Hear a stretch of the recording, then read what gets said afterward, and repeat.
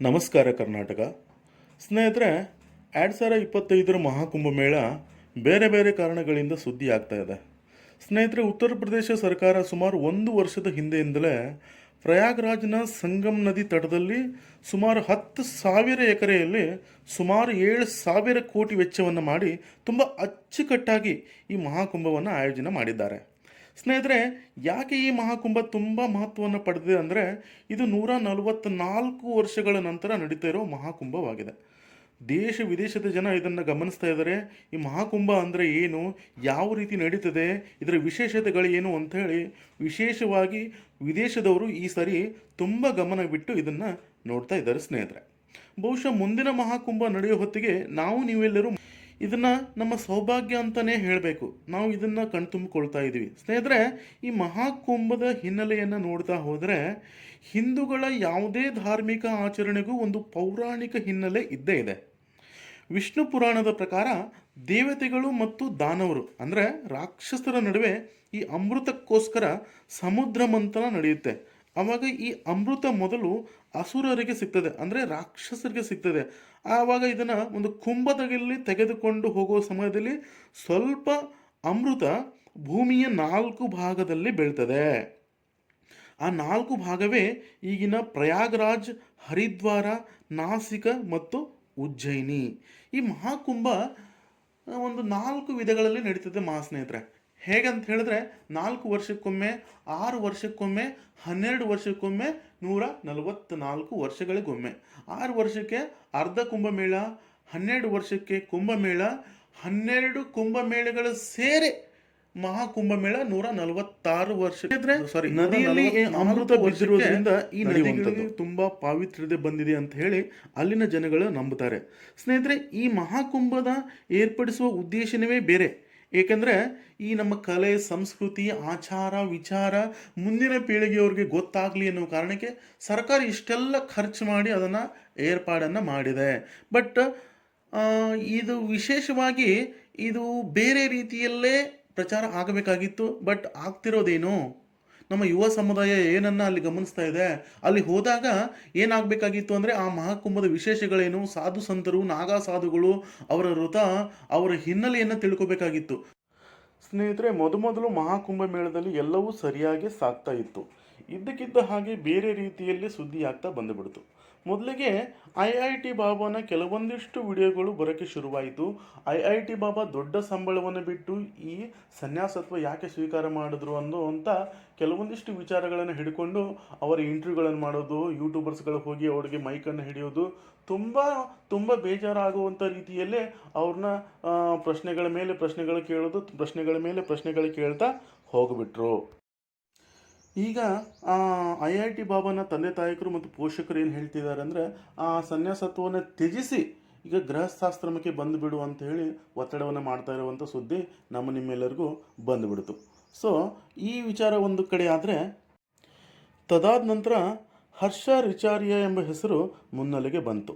ಯಾರೇ ಸುಂದರಿ, ಮಾಡ್ಲಿಂಗ್ ಮಾಡ್ತಾ ಇದ್ದ ನಟಿ ಈಗ ಸಾಧ್ವಿಯಾಗಿದ್ದು ಯಾಕೆ, ಏನು, ಇಂಥ ವಿಚಾರಗಳ ಸಾಮಾಜಿಕ ಜಾಲತಾಣಗಳು ಬರೋಕ್ಕೆ ಶುರುವಾಯಿತು. ಹರ್ಷ ರಿಚಾರ್ಜಿ ಎಂಬ ಮಾಡ್ಲಿಂಗ್ ಕ್ಷೇತ್ರದಲ್ಲಿ ಕೆಲಸ ಮಾಡ್ತಿರ್ತಕ್ಕಂಥ ಹೆಣ್ಣುಮಗಳು ಈ ಕುಂಭಮೇಳದಲ್ಲಿ ಬಂದು ನಮ್ಮ ಕುಂಭಮೇಳದ ಆಚಾರ ವಿಚಾರಗಳನ್ನು ತಿಳ್ಕೊಳ್ಳೋಕ್ಕೆ ಶುರು ಮಾಡಿದ್ರು. ಅಲ್ಲಿ ಜನಗಳು ಏನು ಮಾಡಿದ್ರಪ್ಪ ಅಂದರೆ ಅವರನ್ನೇ ಜಾಸ್ತಿ ಫೋಕಸ್ ಮಾಡೋದು, ಈ ಮಾಧ್ಯಮಗಳು ಅವರನ್ನೇ ಜಾಸ್ತಿ ಫೋಕಸ್ ಮಾಡೋದು. ಇದನ್ನು ಏನಾಯಿತಪ್ಪ ಅಂದರೆ ಆ ಕುಂಭಮೇಳದಲ್ಲಿ ಇರುವಂಥ ಸಾಧು ಸಂತರಿಗೆ ಒಂದು ರೀತಿ ಹಿರುಸು ಮುರುಸು ಉಂಟಾಯಿತು. ಸೊ ಹೀಗಾಗಿ ಆ ಹೆಣ್ಮಗಳು ಆ ಕುಂಭದಿಂದನೇ ಹೊರಗೆ ಬರಬೇಕಾಯಿತು. ಬಂದು ಅವಳು ಹೇಳ್ತಾಳೆ, ಆಮೇಲೆ ಒಂದು ಸ್ಟೇಟ್ಮೆಂಟನ್ನು ಮಾಡ್ತಾರೆ, ನಾನು ಸಾಧ್ವಿ ಆಗಿರಲಿಲ್ಲ, ಬಟ್ ಅದನ್ನು ತಿಳ್ಕೊಳ್ಳುವ ಉದ್ದೇಶದಿಂದ ನಾನು ಅಲ್ಲಿ ಕುಂಭದಲ್ಲಿ ಭಾಗವಹಿಸಿದ್ದೆ, ಇದು ನನ್ನ ಅಲ್ಲಿನ ಪಾಲ್ಗೊಳ್ಳಲು ಇವರು ಬಿಡಲಿಲ್ಲ ಅನ್ನೋ ಕಾರಣಕ್ಕೆ ಒಂದು ಸ್ಟೇಟ್ಮೆಂಟನ್ನು ಕೊಟ್ಟುಬಿಡ್ತಾರೆ. ಸ್ನೇಹಿತರೆ, ಈ ಮಹಾಕುಂಭ ಏರ್ಪಡಿಸಿರುವ ಉದ್ದೇಶನೇ ಬೇರೆ ರೀತಿಯಲ್ಲಿದೆ. ಯಾಕೆಂದರೆ ನಮ್ಮ ಕಲೆ, ಆಚಾರ, ವಿಚಾರ, ನಮ್ಮ ಧಾರ್ಮಿಕ ಪರಂಪರೆ ಮುಂದಿನ ಪೀಳಿಗೆಗೆ ಗೊತ್ತಾಗಲಿ ಅನ್ನೋ ಕಾರಣಕ್ಕೆ ಈ ಕುಂಭಗಳನ್ನು ನಡೆಸ್ಕೊಂಡು ಬರ್ತಾ ಇದೆ. ಬಟ್ ಈ ಸಾರಿ ಕುಂಭ ಭಾಳ ವಿಶೇಷದಿಂದ ಕೂಡಬೇಕಾಗಿತ್ತು. ಯಾಕಂದರೆ ಇದು 144 ವರ್ಷಗಳಿಗೊಮ್ಮೆ ಬರೋದ್ರಿಂದ ತುಂಬ ವಿಶೇಷವಾಗಿ ತುಂಬ ಧಾರ್ಮಿಕ ಭಾವನೆಯಿಂದ ಕೂಡಬೇಕಾಗಿತ್ತು.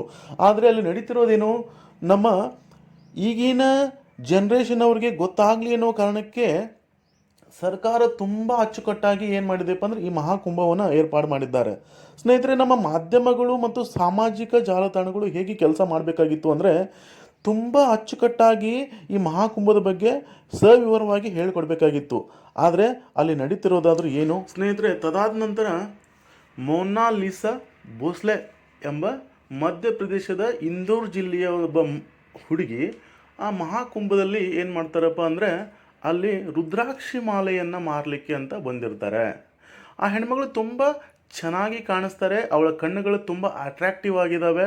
ಸೊ ಹೀಗಾಗಿ ಜನಗಳು ತುಂಬ ಗಮನಿಸ್ತಾ ಇರ್ತಾರೆ. ಯಾರೋ ಒಬ್ಬ ಮಹಾತ್ಮ ಏನು ಮಾಡ್ತಾನಪ್ಪ ಅಂದರೆ ಆ ಹೆಣ್ಮಗಳನ್ನು ವಿಡಿಯೋ ಮಾಡಿ ತುಂಬ ಚೆನ್ನಾಗಿ ಕಾಣಿಸ್ತಿದ್ದಾಳೆ ಅನ್ನೋ ಕಾರಣಕ್ಕೆ ಅದನ್ನು ವಿಡಿಯೋ ಮಾಡಿ ರೀಲ್ಸ್ ಮಾಡಿ ಬಿಡ್ತಾನೆ.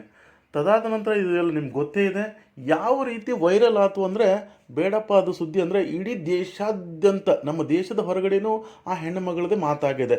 ಯಾವ ಇನ್ಸ್ಟಾಗ್ರಾಮ್ ತೆಗೀರಿ, ಸಾಮಾಜಿಕ ಮಾಧ್ಯಮ ಯಾವುದೇ ಪ್ಲ್ಯಾಟ್ಫಾರ್ಮ್ ತೆಗೆದ್ರೂ ಆ ಹೆಣ್ಣು ಮಗಳದೇ ಸುದ್ದಿಯಾಗಿದೆ.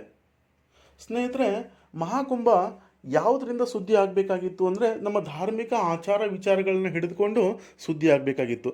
ಆದರೆ ಅಲ್ಲಿ ಆಗ್ತಿರೋದೇನು, ಆ ಮೊನಾಲಿಸಾ ಎಂಬ ಹೆಣ್ಣು ಮಗಳನ್ನು ಹಿಡಿದುಕೊಂಡು ಯೂಟ್ಯೂಬರ್ಸ್ಗಳು, ಮೇನ್ ಸ್ಟ್ರೀಮ್ ಮೀಡಿಯಾಗಳು ಎಲ್ಲವನ್ನು ಬಿಟ್ಟು ಆ ಹೆಣ್ಣು ಮಗಳ ಹಿಂದೆ ಬಿದ್ದು ಬಿಟ್ಟರು. ಯಾಕಂದರೆ ಆ ಹೆಣ್ಣು ಮಗಳನ್ನು ಮಾತಾಡಿಸೋದು, ಅವಳನ್ನು ಇಂಟರ್ವ್ಯೂ ಮಾಡೋದು, ಅವಳ ವ್ಯಾಪಾರ ಹೇಗೆ ಅದೆಲ್ಲ ಬಿಟ್ಬಿಟ್ರು. ಬಟ್ ಅವಳನ್ನೇ ಜಾಸ್ತಿ ತೋರ್ಸೋಕ್ಕೆ ಶುರು ಮಾಡಿದ್ರು. ಅವಳ ಕಣ್ಣುಗಳೇ ಒಂದು ರೀತಿ ಚೆನ್ನಾಗಿದೆ ಅನ್ನೋ ಕಾರಣಕ್ಕೆ.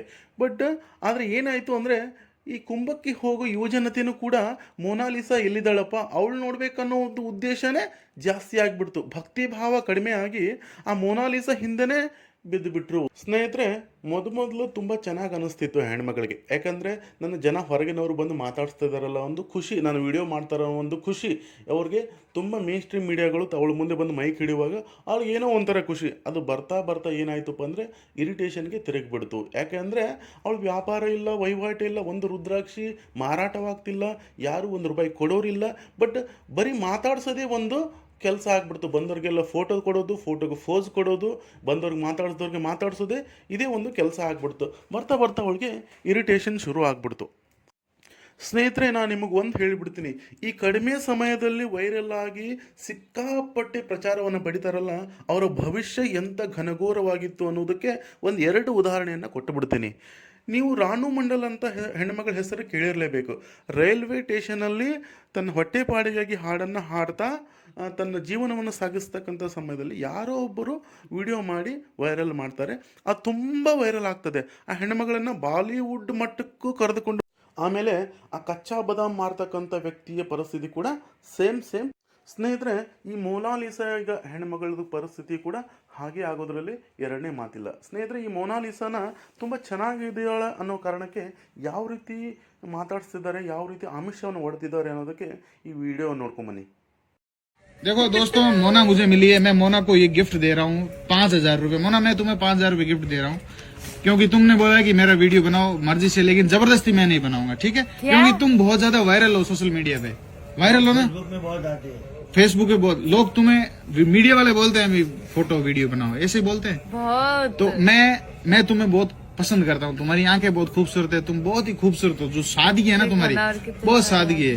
तो अभी चलो ये 1-2 भाई लोग हैं, कोई दिक्कत नहीं। मैं तुम्हें ये पैसे दे रहा हूँ गिफ्ट मान के, बहन मान के, ठीक है? ये नहीं लोगे? तो पैसे ही नहीं लोगे, वीडियो नहीं बना रहे हो, ऐसे क्यों? मैं प्यार से दे रहा हूँ तुम्हें। आपको कुछ लेना पड़ेगा। हाँ, ये बात सही है। मेरे को क्या दोगे आप? फ्री में तो नहीं लूंगी। ठीक है, आप मेरे को ये माला दोगे? ये आप पकड़ो, ये लो, मैं आपको इसके 1,000 रुपए दे रहा हूँ, ठीक है? अब तो सही है। मैं इसको मोना को 1,000 रुपए दोस्तों दे रहा हूँ, और ये जो माला है ये मैं माला लेके आ रहा हूँ जो है। ಸ್ನೇಹಿತರೆ, ಈ ವಿಡಿಯೋದಲ್ಲಿ ಒಬ್ಬರು 5,000 ರೂಪಾಯಿ ಕೊಡಲಿಕ್ಕೆ ಬರ್ತಾರೆ. ಆ 5,000 ರೂಪಾಯಿ ಅವಳು ನಿರಾಕರಣೆ ಮಾಡ್ತಾಳೆ. ಆ ದುಡ್ಡನ್ನು ಕೊಟ್ಟು ಅವಳನ್ನ ಸೆಳಿಬೇಕು ಅನ್ನುವಂಥ ಒಂದೇ ಒಂದು ರೀಸನ್ಗೆ ಈ ಜನಗಳು ಅವಳ ಹಿಂದೆ ಬಿದ್ದು ಬಿಟ್ಟಿದ್ದಾರೆ. ಸ್ನೇಹಿತರೆ, ಈಗ ಸದ್ಯದ ಪರಿಸ್ಥಿತಿ ಹೇಗಾಗಿದೆ ಅಂದರೆ ಆ ಹೆಣ್ಣುಮಗಳು ಹೊರಗಡೆ ಕೂಡ ಓಡಾಡೋಕ್ಕಾಗ್ತಿಲ್ಲ, ವ್ಯಾಪಾರ ವಹಿವಾಟು ಕೂಡ ಮಾಡೋಕ್ಕೆ ಆಗ್ತಾ ಇಲ್ಲ. ಯಾಕಂದರೆ ಮಾಸ್ಕ್ ಹಾಕಿ ಓಡಾಡಿದ್ರು ಸಹಿತವಾಗಿ ಅವಳನ್ನ ಗುರುತು ಹಿಡಿದು ಮಾತಾಡಿಸುವಂಥದ್ದು ಮತ್ತು ಪದೇ ಟಾರ್ಚರ್ ಕೊಡುವಂಥದ್ದು ಆಗಿಬಿಟ್ಟಿದೆ. ಸೊ ಹೀಗಾಗಿ ಅವಳನ್ನ ಅಲ್ಲಿನ ಆರ್ಗನೈಸರು ನೀನು ಓಡಾಡಲೇಬೇಡ ಅಂತ ಹಿಡ್ಕೊಂಡು ನೋಡಿ ಟೆಂಟಲ್ಲಿ ಕೂಡಿಸ್ತಾ ಇರುವಂಥ ವಿಡಿಯೋನ ಸ್ನೇಹಿತರೆ, ಆ ಹೆಣ್ಮಗಳು ತುಂಬ ಚೆನ್ನಾಗಿ ವ್ಯಾಪಾರ ವಹಿವಾಟು ಮಾಡಿಕೊಂಡು ತಮ್ಮ ಹೊಟ್ಟೆಯನ್ನು ತುಂಬಿಸ್ಕೋತಾ ಇದ್ರು. ಕುಟುಂಬದ ಉದ್ಯೋಗ ಅದೇ ಆಗಿತ್ತು. ಸೊ ಈಗ ಪರಿಸ್ಥಿತಿ ಎಲ್ಲಿಗೆ ಬಂದು ಬಿಟ್ಟಿದೆ ಅಂದರೆ, ಹೊರಗಡೆ ಓಡಾಡಲಿಕ್ಕೂ ಸಹಿತ ಆಗ್ತಾ ಇಲ್ಲ, ವ್ಯಾಪಾರ ಕೂಡ ಮಾಡೋಕ್ಕೆ ಆಗ್ತಾ ಇಲ್ಲ. ಮಾಸ್ಕ್ ಹಾಕಿ ಓಡಾಡಿದ್ರು ಸಹಿತ ವ್ಯಾಪಾರ ಮಾಡೋಕ್ಕೆ ಸಾಧ್ಯ ಆಗ್ತಾ ಇಲ್ಲ. ಈಗ ಪರಿಸ್ಥಿತಿ ಹೆಂಗೆ ಆಗ್ಬಿಟ್ಟಿದೆ ಅಂದರೆ, ಅವ್ರ ತಂದೆ ತಾಯಿ ನಿರ್ಧಾರ ಮಾಡಿಬಿಟ್ಟಿದ್ದಾರೆ, ಇವಳು ಇಲ್ಲಿ ಇರೋದು ಬೇಡ ಅಂತ ಹೇಳ್ಕೊಂಡು ಮಧ್ಯಪ್ರದೇಶದ ಇಂದೋರ್ ಜಿಲ್ಲೆಗೆ ತಮ್ಮ ಸ್ವಂತ ಊರಿಗೆ ಕರೆದುಕೊಂಡು ಹೋಗಿದ್ದಾರೆ. ಅಮೃತ ಕೂಡ ವಿಷಯ ಅಂತಾರಲ್ಲ, ಹಾಗಾಗ್ಬಿಟ್ಟಿದೆ ಈ ಹೆಣ್ಮಗಳ ಪರಿಸ್ಥಿತಿ. ಸ್ನೇಹಿತರೆ, ನೋಡೋಣ ಮುಂದಿನ ದಿನಗಳಲ್ಲಿ ಏನಾಗ್ತದೆ ಹೆಣ್ಮಗಳ ಪರಿಸ್ಥಿತಿ ಅಂತ ಹೇಳಿ ನಾವು ನೀವೆಲ್ಲ ಗಮನಿಸೋಣ. ಸ್ನೇಹಿತರೆ, ವಿಡಿಯೋ ನೋಡಿದ್ದಕ್ಕಾಗಿ ಧನ್ಯವಾದಗಳು. ಮತ್ತೆ ಸಿಗೋಣ ಮುಂದಿನ ವಿಡಿಯೋದಲ್ಲಿ. ನಮಸ್ಕಾರ.